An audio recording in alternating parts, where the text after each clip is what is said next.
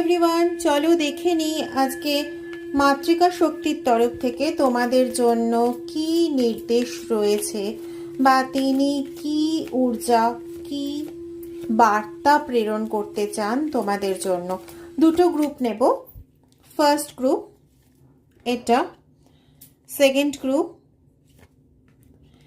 এটা। সিলেক্ট করে নাও যে কোনো একটা।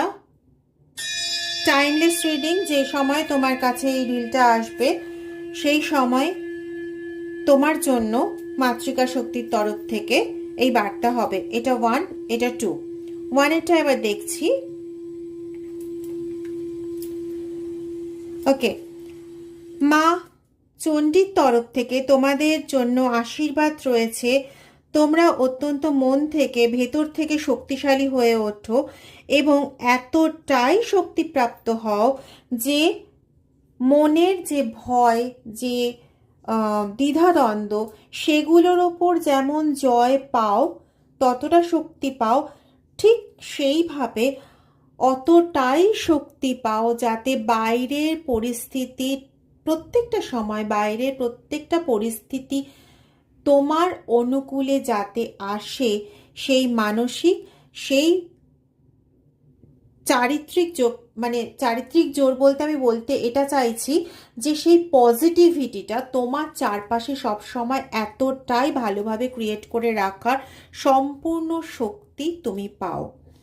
যে দ্বিতীয়টা সিলেক্ট করেছো তার জন্য ওয়াও, মাতা কুষ্মান্ডার তরফ থেকে তোমাকে যে ব্লেসিং দেওয়া হচ্ছে, তোমাকে না ভরপুর ক্রিয়েটিভ এনার্জির ব্লেসিং দেওয়া হচ্ছে।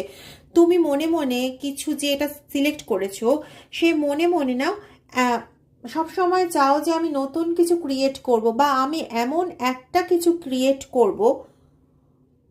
ওকে, আমি এমন একটা কিছু ক্রিয়েট করব যেটা আমার একান্ত নিজের ক্রিয়েশন হবে এবং সেখানে আমি একটা আমার অভিনবত্ব রাখবো, আমার একটা আলাদা, আমার নামের একটা আলাদা, আমার একটা আলাদা ছোঁয়া থাকবে।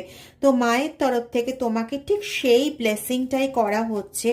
তুমি তোমার ক্রিয়েটিভিটির যে দিকটা তোমার পছন্দ, সেই ক্রিয়েটিভিটির কাজে প্রচণ্ড উৎসাহ নিয়ে এগিয়ে যাও। তোমার পেছনে মায়ের আশীর্বাদ নয়, স্বয়ং মায়ের এনার্জি রয়েছে। আর তার সঙ্গে সঙ্গে দেখো বটম অফ দ্য কার্ড যেটা ছিল কালিকা শক্তি এনার্জি। So don't hesitate,